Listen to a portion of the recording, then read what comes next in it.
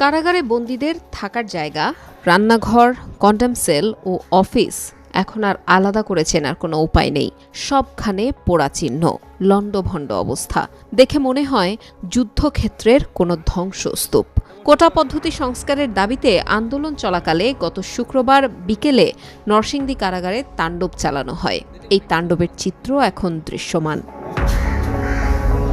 ঘটনার বর্ণনা দিয়ে আসামিরা ও কারারক্ষীরা জানান, বিকেলে 4:15টার দিকে মুহুর্মুহু ইট পাটকেল ছুটতে ছুটতে নরসিংদী জেলা কারাগারের 2 দিকের ফটক ভেঙে ভেতরে ঢোকে দুর্বৃত্তরা। এ সময় পেট্রোল বোমা মারা হয়। এতে কারাগারের ভেতরে নানান জায়গায় আগুন ধরে যায়। এরপর ছিনিয়ে নেওয়া চাবি দিয়ে বন্দীদের বেশ কয়েকটি কক্ষের তালা খুলে দেয় দুর্বৃত্তরা। কিছু কক্ষের তালা ভেঙেও ফেলা হয়। ধোঁয়ায় ছেয়ে যায় চারপাশ। যে জেলখানায় যে এই দিক দিয়া চতুর্দিকে বাসাবাড়ি দেয়া সর্বদিক দিয়েই 10-12 হাজার লোক ঢুকে গেল। তখন আমরা প্রিপারেশন নিতেই এই এলাকায় পুরো তাদের নিয়ন্ত্রণ নিয়ে গেল। এইভাবে প্রত্যেকটা রুমে, প্রত্যেকটা আসামির রুমগুলাতে ভাঙচুর করে সকলকে বের করে দিয়ে লুটতরাজ, একদম এমন কোনো রুম নাই যে ভাঙচুর করা হয় নাই। তো এইটা এমন আন্দোলন আমার যুক্তিতে আসে না। প্রত্যক্ষদর্শীরা জানিয়েছেন, হামলাকারীদের হাতে লাঠি, দেশীয় অস্ত্র ও আগ্নেয়াস্ত্র ছিল। তাদের হামলা প্রতিহত করার চেষ্টা করেন কারারক্ষীরা, তবে সেই চেষ্টা ব্যর্থ হয়। গেটে হাজার হাজার লোক আসার কারণে দেখা গেল যে তারা গেট ভেঙে ফেলবে। তখন আমরা গেটে যেগুলো দেওয়ার কথা, বস্তা বা ইয়ে দিয়ে গেটটা যদি আটকানো যায়, কিন্তু সেটাও সম্ভব হয়নি। প্রথম গেটটা ভেঙে ফেলছে, মেইন গেটের এই আউটার গেট যেটা এই পশ্চিম দিকে। তারপরে আমরা যখন ভেতরে যাই তখন তারা ওই ভেতরের গেটটাও ভেঙে ফেলে, ইনার গেট যেটা বড় মেইন গেটের ভেঙে ফেলে। তখন আমরা ভেতরে সবাই চলে যাই, যে আমরা বিভিন্ন জায়গায় অবস্থান নিই। তখন পুরোটা আসলে তাদের নিয়ন্ত্রণে। 2টা গেট আমাদের, এদিক আর এদিক, অতর্কিতভাবে একদম মুহুর্মুহু লোক চলে আসছে। লোক চলে আসা এদিক দূর হচ্ছে, ইট পাটকেল মারতেছে, ভাঙচুর করতেছে, আগুন দিতেছে। সে একটা অরাজকতা পরিস্থিতি যেটা বলে সেটা। আমাদের এই দিক দিয়ে পুইরা টুইরা ফেলছে, আমাদের নিচতলা পুইরা ফেলছে, উপরতলা লুটতরাজ করে সবকিছু আগে প্রথমে সবকিছু নিয়ে নিছে, টাকা পয়সা, ফোন টোন যা ছিল সবার কাছ থেকে কাইটা টেনে নিয়ে গেছে। হামলার পর আসামি ছিনিয়ে নিয়ে যায় দুর্বৃত্তরা। সেই সাথে 9 জন জঙ্গি আসামিও পালিয়ে যায়। এছাড়া অস্ত্রাগার ও কারারক্ষীদের থেকে 85টি অস্ত্র ও 8150টি গুলি লুট করা হয়। 3টার দিকে বা 2:30টার দিকে এই গেটের মাঝে সমানে আওয়াজ হইতেছে। পরে শুনি গেট এক পর্যায়ে ভাঙ্গা লাইছে তারা। গেট এক পর্যায়ে ভাঙ্গা যত আসামি আছেন সব আসামিগো তালা খুললা মনে করেন সাইডে দিছে। আসামি ছিল 826, সবাই চলে গেছে। তার মধ্যে ছিল আপনার আনসারুল্লাহ বাংলা টিমের 7 জন, আর 2 জন মহিলা ছিল জেএমবি। আইনশৃঙ্খলা বাহিনী বলছে, মূলত বন্দীদের ছিনিয়ে নেওয়া, কর্মকর্তা কর্মচারীদের মূল্যবান সবকিছু ছিনিয়ে নেওয়ার উদ্দেশ্যে এই হামলার ঘটনা ঘটে। পুড়িয়ে দেয়া হয় কারাগারের কাগজপত্র। বন্দীদের কাছে থাকা 10 থেকে 12 লাখ টাকা ছিনিয়ে নেওয়া হয়।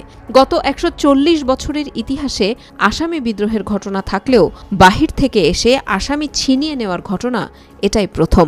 আমাদের জানমাল রক্ষার্থে আমরা গুলি করি, তারাও আমাদের উপর ব্যাপক সংখ্যক গুলি বর্ষণ করে। 3.5 ঘন্টার পরে তারা পিছু হটতে বাধ্য হয়। পরবর্তীতে আমরা বিভিন্ন জায়গায় অভিযান চালিয়ে জেলখানা থেকে যারা গিয়েছিল, যে সমস্ত অস্ত্র তারা লুট করেছিল, আমরা 11টি আগ্নেয়াস্ত্র উদ্ধার করি। এর মধ্যে 4টি SMG, 4টি চায়না রাইফেল, 3টি হচ্ছে শর্টগান, এবং আমরা 610 রাউন্ড চায়না রাইফেলের গুলি, SMGর গুলি উদ্ধার করি।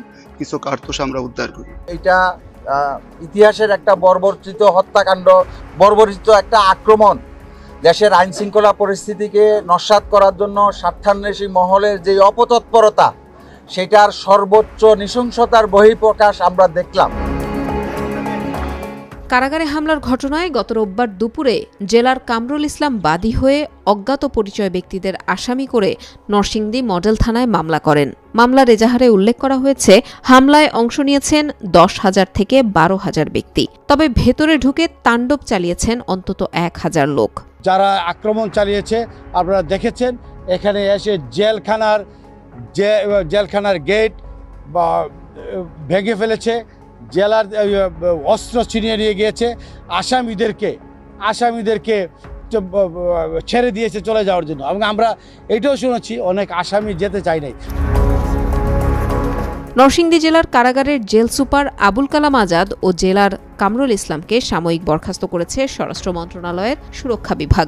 যারা জেলখানা থেকে বেরিয়ে গেছে তারা যেন দ্রুত আত্মসমর্পণ করে, সেজন্য প্রশাসনের পক্ষ থেকে জেলার প্রতিটি গ্রাম ও ইউনিয়নে ব্যাপকভাবে মাইকিং করে প্রচারণা চালানো হচ্ছে। এছাড়া গণবিজ্ঞপ্তিও দেয়া হয়েছে। সমস্ত রেজিস্টার আদি কাগজপত্র, তাদের রেশন, অনেক কিছু থাকে, এখানে কোনো জিনিসই নাই, সেগুলো পুড়িয়ে দিয়েছে। এটি আগামীকাল আমরা কারা অধিদপ্তর থেকে আপনার নতুন কিছু জনবল সহ কাগজপত্র এবং আনুষঙ্গিক যে রেশনের জিনিসপত্র যা লাগে সেগুলো সহ আমরা আগামীকাল এখানে আমরা পাঠাবো।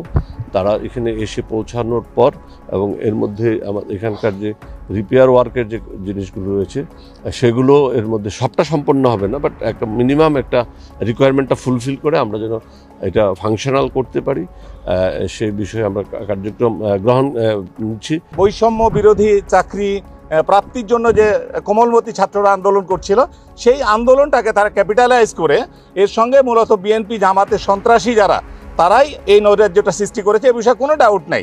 এবং প্রত্যক্ষ প্রমাণ আছে, তারা মাঠে নেমেছে এবং এই কয়দিন ধরে যাদের সঙ্গে ফাইট হচ্ছে এখানে কিন্তু কোনো ছাত্র নাই, এখানে বয়স্ক, বৃদ্ধ, মাঝবয়সী, টোকাই ইত্যাদি ইত্যাদি, অর্থাৎ যারা সন্ত্রাসী কর্মকাণ্ড করতে পারে ছাত্রবাদ দিয়ে, তারাই কিন্তু এখানে অংশ নিয়েছে। সুতরাং এটি আর ছাত্রদের আন্দোলন নাই, ছাত্ররাও কোটা বিরোধী ছাত্ররা তারাও কিন্তু বলেছে যে কোনো দুষ্কৃতিকারীদের সমর্থন আমরা প্রত্যাশা করি না এবং তারা আমাদের সাথে নাই।